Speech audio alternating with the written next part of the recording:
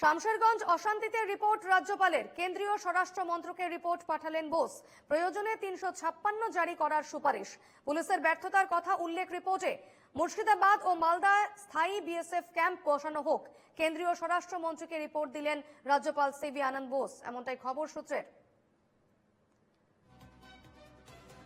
মুর্শিদাবাদ অশান্তিতে রাজ্যপালের রিপোর্ট। শামশেরগঞ্জ অশান্তিতে এবার রিপোর্ট দিলেন রাজ্যপাল।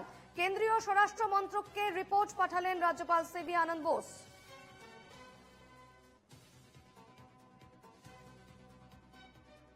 কথা বলে নেব, আমার সঙ্গে এই মুহূর্তে সরাসরি রয়েছেন প্রতিনিধি পৃথা দাশগুপ্ত। পৃথা, কেন্দ্রীয় স্বরাষ্ট্র মন্ত্রককে কি রিপোর্ট পাঠালেন রাজ্যপাল সিভি আনন্দ বোস?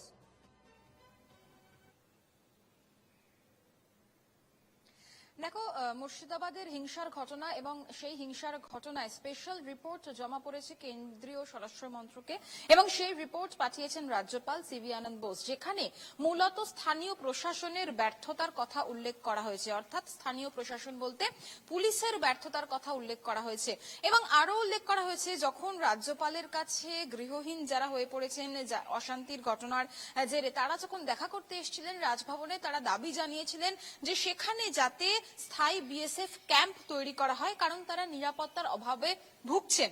সেই জায়গায় দাঁড়িয়ে এই রিপোর্টে আরো উল্লেখ রয়েছে যে সীমানার যে অঞ্চলগুলো রয়েছে, বিশেষ করে মালদা এবং মুর্শিদাবাদ, এইখানে যাতে বিএসএফ ক্যাম্প বসানো যায়, কেন্দ্রীয় বাহিনী সেখানে বসানো যায়, তার কারণ মানুষের মধ্যে বিশ্বাস ফেরানো, মানুষের মধ্যে আস্থা ফেরানো।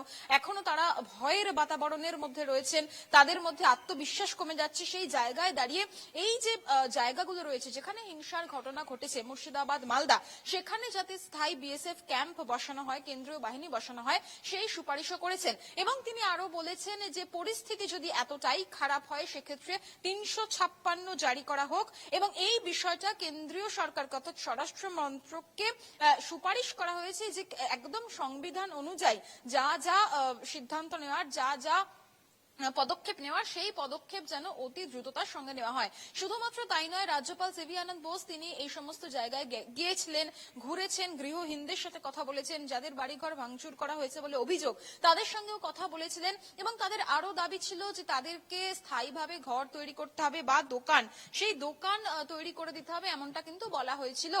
সবটা মিলিয়ে এই যে রিপোর্ট, সেই রিপোর্ট বলা হয়েছে একেবারে সরাসরি সুপারিশ করা হয়েছে যে এইখানে তারা এখনো পর্যন্ত এই যে ঘটনা ঘটে গেছে সেখানে তারা নিরাপত্তার অভাব বোধ করছে। তুমি সঙ্গে থাকো, আমি তোমার কাছে ফিরবো। তবে এই বিষয়ে কুণাল ঘোষ বলেছেন যে এই রিপোর্টটি রাজনৈতিক উদ্দেশ্য প্রণোদিত রিপোর্ট। ঠিক কি বলেছেন কুণাল ঘোষ, শুনে নেব। রাজ্যপাল যে রিপোর্ট দিয়েছেন সেটা সম্পূর্ণভাবে রাজনৈতিক উদ্দেশ্য প্রণোদিত এবং তিনি তার পলিটিক্যাল অ্যাসাইনমেন্ট জনিত কারণে রিপোর্টটা দিয়েছেন। প্রথম কথা, তিনি জানেন পরিস্থিতি নিয়ন্ত্রণে, অর্থাৎ এই অবনতি যদি হয় এই কথাগুলো আসে না। দুই, রাজ্যপাল এটাও জানেন যে ওই সীমান্তবর্তী এলাকায় সীমান্ত রাখার দায়িত্ব তাদের স্বরাষ্ট্র মন্ত্রকের, বিএসএফ এর। যদি ওপাশ থেকে এপাশে হামলাকারীরা ঢুকে উস্কানি দেয় বা অনুপ্রবেশকারী ঢোকে, এই দায়িত্ব বিএসএফ এর, যেটা দেখেন অমিত শাহ। ফলে রাজ্যপালের সুপারিশে থাকা উচিত ছিল যে বিএসএফ কে, যারা নিজেদের দায়িত্ব সীমান্ত রেখা থেকে 15 কিলোমিটারের বদলে 50 কিলোমিটার করে নিয়েছে, তাদের সঠিক দায়িত্ব পালন করতে হবে।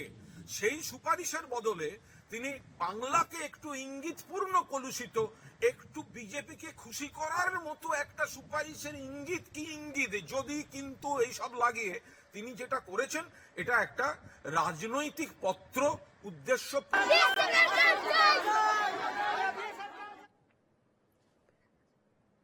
আমি আবারও ফিরবো পৃথার কাছে। পৃথা, আমরা শুনছিলাম কুণাল ঘোষের মন্তব্য। তিনি বলছেন যে একেবারে রাজনৈতিক উদ্দেশ্য প্রণোদিত এই রিপোর্ট। রাজ্যপাল সিভি আনন্দ বোস শামশেরগঞ্জের অশান্তি নিয়ে যে রিপোর্ট স্বরাষ্ট্র মন্ত্রকে পেশ করেছেন, সেই রিপোর্ট রাজনৈতিক উদ্দেশ্য প্রণোদিত বলছেন কুণাল ঘোষ।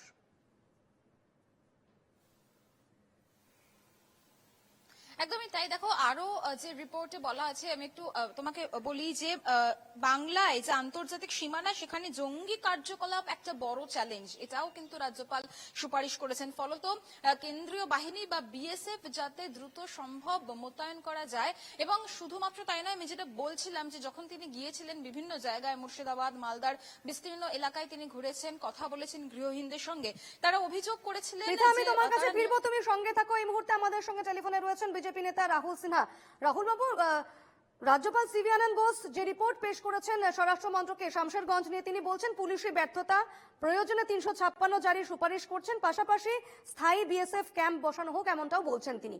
অন্যদিকে তার এই রিপোর্টকে কুণাল ঘোষ বলছেন যে রাজনৈতিক উদ্দেশ্য প্রণোদিত রিপোর্ট এবং কোথাও গিয়ে বিজেপিকে খুশি করার মতো একটা রিপোর্ট পেশ করেছেন রাজ্যপাল। কিভাবে দেখছেন?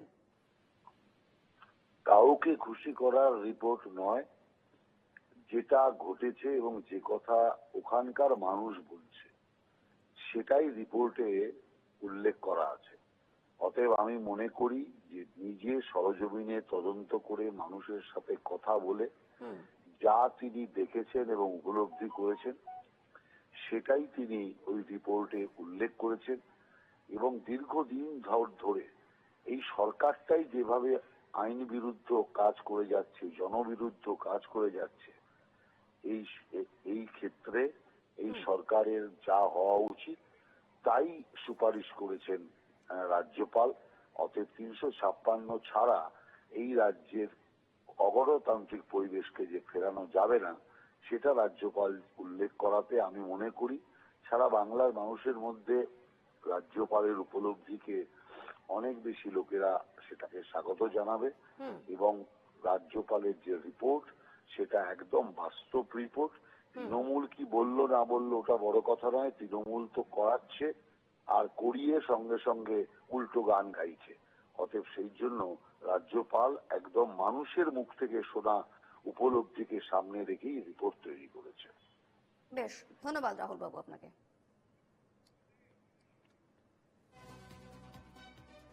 ঠিক কি বলেছেন কুণাল ঘোষ আরো একবার শুনবো। রাজ্যপাল যে রিপোর্ট দিয়েছেন সেটা সম্পূর্ণভাবে রাজনৈতিক উদ্দেশ্য প্রণোদিত এবং তিনি তার পলিটিক্যাল অ্যাসাইনমেন্ট জনিত কারণে রিপোর্টটা দিয়েছেন। প্রথম কথা, তিনি জানেন পরিস্থিতি নিয়ন্ত্রণে, অর্থাৎ এই অবনতি যদি হয় এই কথাগুলো আসে না। দুই, রাজ্যপাল এটাও জানেন যে ওই সীমান্তবর্তী এলাকায় সীমান্ত রাখার দায়িত্ব তাদের স্বরাষ্ট্র মন্ত্রকের, বিএসএফ এর। যদি ওপাশ থেকে এপাশে হামলাকারীরা ঢুকে উস্কানি দেয় বা অনুপ্রবেশকারী ঢোকে, এই দায়িত্ব বিএসএফ এর, যেটা দেখেন অমিত শাহ। ফলে রাজ্যপালের সুপারিশে থাকা উচিত ছিল যে বিএসএফ কে, যারা নিজেদের দায়িত্ব সীমান্ত রেখা থেকে 15 কিলোমিটারের বদলে 50 কিলোমিটার করে নিয়েছে, তাদের সঠিক দায়িত্ব পালন করতে হবে। সেই সুপারিশের বদলে তিনি বাংলাকে একটু ইঙ্গিতপূর্ণ কলুষিত, একটু বিজেপিকে খুশি করার মতো একটা সুপারিশের ইঙ্গিত কি ইঙ্গিত, যদি কিন্তু এইসব লাগিয়ে তিনি যেটা করেছেন এটা একটা রাজনৈতিক পত্র, উদ্দেশ্য প্রণোদিত ভাবে লেখা। এই মুহূর্তে আমাদের সঙ্গে টেলিফোনে রয়েছেন কংগ্রেস নেতা সৌম্য আইচ রায়। সৌম্যবাবু, রাজ্যপাল সিভি আনন্দ বোস তিনি শামশেরগঞ্জ নিয়ে রিপোর্ট পেশ করেছেন স্বরাষ্ট্র মন্ত্রকে, যেখানে তিনি বলেছেন যে পুলিশি ব্যর্থতা, প্রয়োজনে 356 ধারা জারির সুপারিশ করেছেন, অন্যদিকে বিএসএফ ক্যাম্প বসানো হোক এমনটাও তিনি বলেছেন। কিন্তু তৃণমূল বা কুণাল ঘোষ, আমরা শুনেছি কুণাল ঘোষ বলছেন যে রাজনৈতিক উদ্দেশ্য প্রণোদিত এই রিপোর্ট। কিভাবে দেখছেন বিষয়টিকে?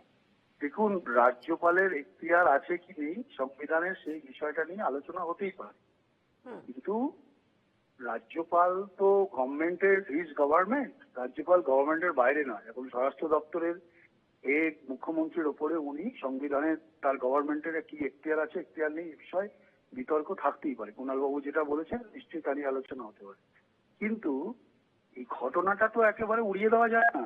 পুলিশের নিষ্ক্রিয়তা না থাকলে 5 ঘন্টা পরে পুলিশ যায়। ওসি দাঁড়িয়ে থেকে যারা নিষ্ক্রিয় থাকলো, কার কথাতে নিষ্ক্রিয় ছিল? কোন তৃণমূলের নেতা ছিল পেছনে? এই যে বড় একটা দাঙ্গা লাগানো হলো, বিজেপি এবং তৃণমূল উভয়ই যে দাঙ্গাটা লাগালো, এই দাঙ্গার পিছনে তো পরিকল্পিত, এ তো আরএসএস এর ছক, এ তো দুজনে মিলে করেছে। যে ধর্মীয় মৌলবাদের জন্ম দিচ্ছে, মানুষের জীবন জীবিকা গেছে তো দিনের আলোর মতো পরিষ্কার। আইন শৃঙ্খলা রক্ষার দায়িত্ব কি অন্য কারোর? পশ্চিমবাংলার মুখ্যমন্ত্রী কেন জবাব দিচ্ছেন না? তো আসলে অজুহাত দেওয়ার তো একটা সীমা আছে। এই বাংলায় প্রতিনিয়ত এই দাঙ্গা এবং দাঙ্গার মতো পরিস্থিতি, মানুষের মৃত্যু, এটা খুব নিত্য নৈমিত্তিক ঘটনা হয়ে গেছে। ফলে শাক দিয়ে আর মাছ ঢাকা যাবে না। রাজ্যপাল কি করলেন তা নিয়ে আলোচনা হতেই পারে, কিন্তু ঘটনা যেটা রাজ্যপাল বলেছেন কোনোটাই মিথ্যে নয়। বেশ, ধন্যবাদ সৌম্যবাবু আপনাকে।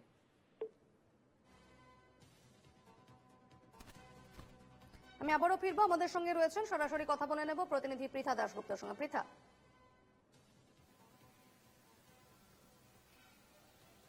দেখো, যেমনটা বলছিলাম যে এই যে সুপারিশ করা বা এই যে রিপোর্ট জমা পড়া, সেটা কিন্তু অত্যন্ত তাৎপর্যপূর্ণ।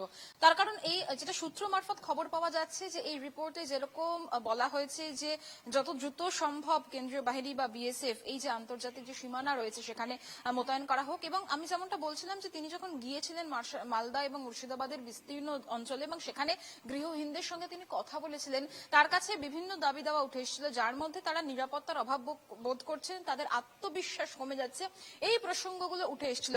এবং সেই জন্যই এই যে রিপোর্ট, যে রিপোর্টে মোটামুটি ভাবে সূত্র মারফত যেটা জানা যাচ্ছে যে একদিকে যেরকম স্থানীয় প্রশাসনের ব্যর্থতার কথা উল্লেখ রয়েছে, অন্যদিকে এই যে বিএসএফ, যে নিরাপত্তার জন্য বিএসএফ সেখানে মোতায়েন করা, সেই সুপারিশও করা হয়েছে। এবং তাদের আত্মবিশ্বাস, অর্থাৎ মালদা এবং মুর্শিদাবাদের ঘটনায় যারা গৃহহীন হয়েছেন, যাদের ঘরবাড়ি ভাঙচুর করা হয়েছে বলে অভিযোগ, তারা যাতে দ্রুত আত্মবিশ্বাস ফিরে পায় এবং তাদের এই ভয়ের বাতাবরণ থেকে যত দ্রুত বের করা যায়, সেই জন্যই এই রিপোর্টে সেটার সুপারিশ করা হয়েছে। পাশাপাশি যদি পরিস্থিতি এতটাই খারাপ হয় তাহলে 356 জারি করা হোক, এমনটাও কিন্তু বলা হচ্ছে। সবটা মিলিয়ে অত্যন্ত তাৎপর্যপূর্ণ। এবং রাজ্যপাল সিভি আনন্দ বোস তিনি কেন্দ্রীয় স্বরাষ্ট্র মন্ত্রককে এই চিঠি দিয়েছেন, এই রিপোর্ট পাঠিয়েছেন বলে সূত্র মারফত খবর পাওয়া যাচ্ছে। বেশ, অবশ্যই এই খবরে আমাদের নজর থাকবে। ধন্যবাদ পৃথা।